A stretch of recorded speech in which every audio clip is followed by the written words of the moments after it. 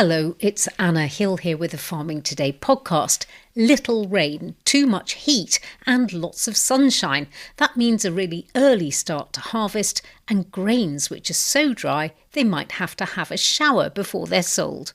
We're going to wet it up when it comes out of store, where we're effectively going to add water. We'll hear more about that later. All week we're talking about the most important part of growing anything, the soil. Tomorrow Charlotte will be with you from the soil event Groundswell. One way to benefit the soil is to grow another shorter plant among your main cash crop to keep the soil covered. A farm that's been running extensive intercropping trials is FRW Farrington and Sons in Northamptonshire. We visited the farm back in early April when we reported on its rapeseed oil, which itself had been intercropped. Our reporter Howard Shannon has been back to investigate what farm manager Stuart Taberner has learned. Well, I'm looking out across a large field of wheat where some of the trials have been taking place. But as maybe you can hear, it's pouring with rain, so Stuart and I are going to take shelter in a nearby barn. And I'm going to begin by asking, what is intercropping? You put a second or third crop within your cash crop, and then the species that you put in help the cash crop. When you were here last, we showed you the yellow trefoil, and the yellow trefoil is a permanent understory. After harvest, all the way up to drilling, we'll drill into it, and every cash crop that we plant in that field, it will have the added benefit of the yellow trefoil. So we'll have a green cover at harvest, so the sun doesn't bake the soil surface, which keeps the moisture locked in.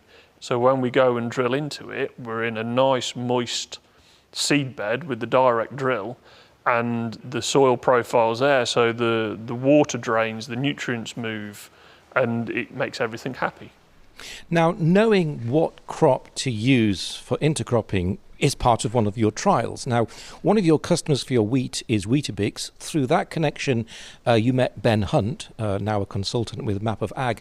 We're joined by Ben. Ben, you've been doing a trial, haven't you, with Stuart here on his farm about intercropping. You've got a diary with you, just showing me that you've got 14 different plants that you've been experimenting with. Talk me through, because you're writing a master's as well on intercropping. Talk me through what you've found so far.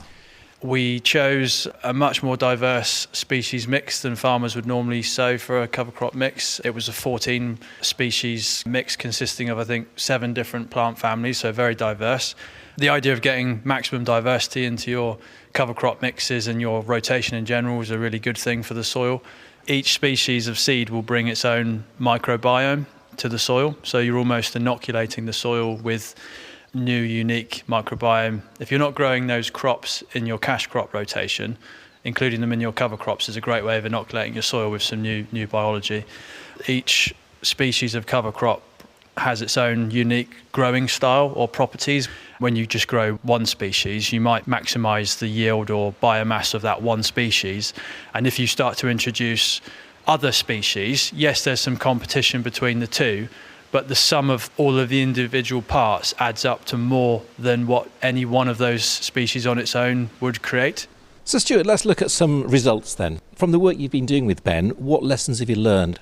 What it did teach us is that we need to wait for the leaves to start backing off the wheat and, dying, so you allow more sunlight onto the soil for the crops to grow.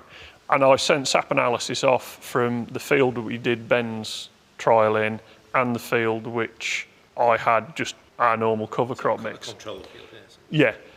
The results were very, very close, but the results showed that the oats aren't lacking in anything. So the fact that we had the cover crop, the fact that we kept the soil alive, shows that the microbes in the soil are moving the elements and moving the nutrition and moving the minerals around for the crops to grow healthily. Farmer Stuart Taberner. Well, we've been having exactly those conditions which intercropping is trying to help with. Very little rain, very high temperatures and a lot of sunshine. It also means we've just started one of the earliest harvests many can remember. And the grain is so dry, some farmers are talking about re-wetting it when it comes out of storage. James Peck from PX Farms in Cambridgeshire started harvest last Friday but had to stop because the grain was too dry, something which he's never experienced before. He talked to me yesterday afternoon to explain as he was watching the feed barley coming off the field. I'm in the village of Dry Drayton currently, looking at 2 Arctic lorries, one just pulling out 2 chaser bins and 2 combines, and I can see the plumes of dust over the top of the houses. They're just on the opposite side of the road currently. We're combining winter barley, so we typically start on about the 25th of June. We technically started on the 26th. We actually had to stop after the first couple of lorry loads because the moisture was 10% moisture where we normally would aim for 15. Not something I've ever encountered before. It was good 5-6% difference in terms of weight loss, which actually come 500 hectares of barley we've got in terms of tonnage. You know, you are 200 to 300 tonnes difference, and at, say, 160 pounds a tonne. You can do the quick maths for me to help me out on this, but that is about 30,000 pounds, I think. So, because the grain itself is so light, because the moisture is so low, you will actually earn less because it's not weighing heavily enough. That's correct. Basically, the sun has been so intense. In Cambridge, we've been experiencing 34 to 39 degrees, for effectively 4 or 5 days. We've had to go quite early in the morning, 7:30 combining. We typically wouldn't start, probably more like 10 o'clock, to try and get something a bit wetter, and that was sort of 14% this morning, and now it's down to 12%. Is there anything you can do? Yes, we're going to wet it up when it comes out of store, where we're effectively going to add water. Now, I don't have the technology for that, nor have I done it, but I happened to look a couple of years ago. I researched into it, but we weren't getting a differential that was great enough to pay for it. But I think now with this year, we're at a stage that we could build something to add water, to add the weight back. Isn't that tricky, though? You don't want to make your grain damp. It could go mouldy, couldn't it? We'll only do it when it comes out of store, not when it's going into store. But I'd rather have the problem of adding water than I would have the problem of drying everything, because the cost of fuel at the moment and electricity actually makes drying very expensive. Is it expensive to wet it, though? Well, the water's going to come out the mains, so that's relatively cheap in that sense. Probably going to be a couple of pounds for 1,000 litres if you want to look at it like that. And it's the cost of running it through the elevators.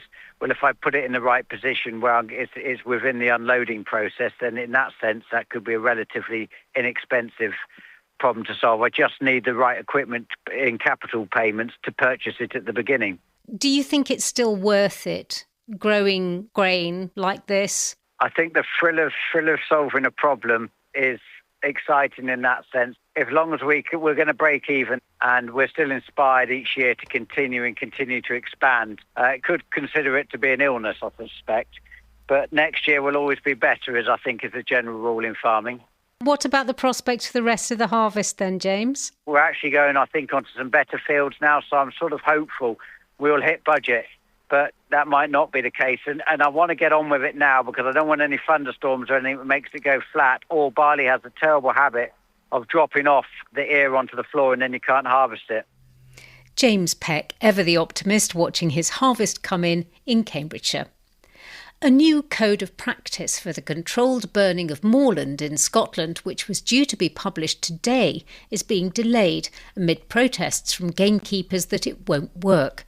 Muirburn, as the controlled burning is known, is used by many gamekeepers to manage sensitive moorland to enable habitat for grouse for shooting on many estates. Gamekeepers say it also reduces the vegetative load, which then prevents wildfires from starting and being sustained. The Muirburn Code has been drawn up after months of work with stakeholders including gamekeepers and conservationists. The document's been overseen by NatureScot, Scotland's National Environment Agency. The Scottish Gamekeepers Association spokesperson Kenneth Stephen told me why they think the code falls short. We identified a number of issues with the code and how the code, if it was applied to the letter, could actually make the situation regarding wildfire worse. So encouraging the build-up of high fuel load.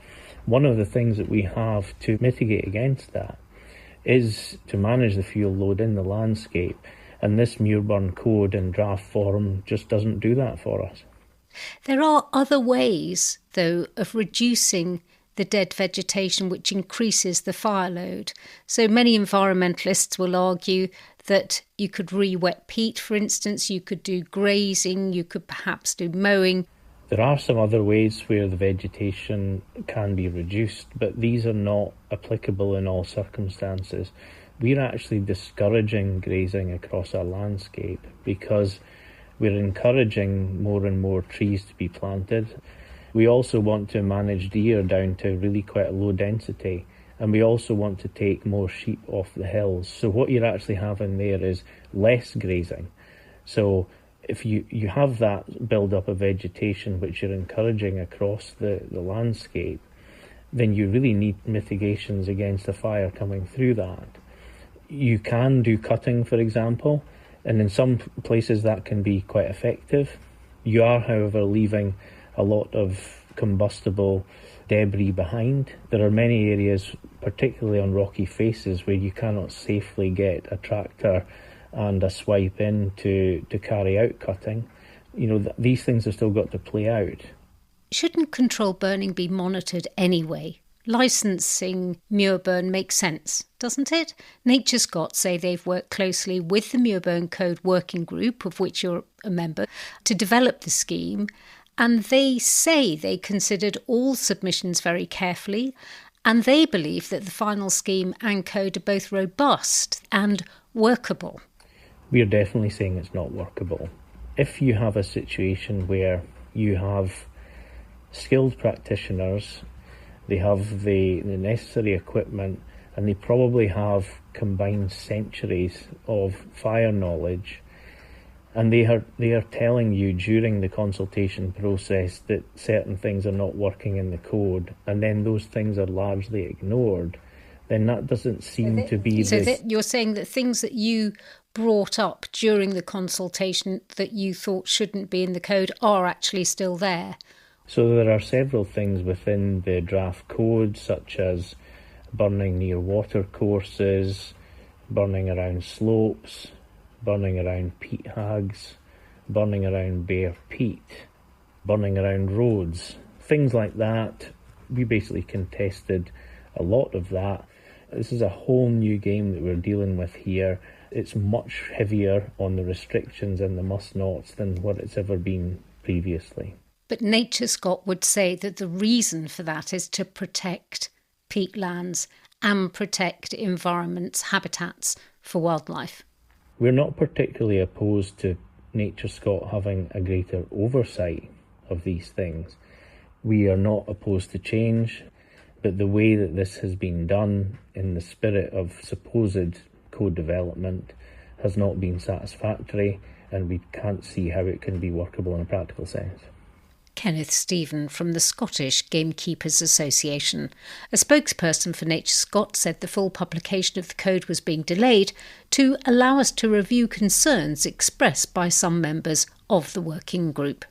That's all from us today. I'm Anna Hill. The producer was Rebecca Rooney. Farming Today is a BBC Audio Bristol production.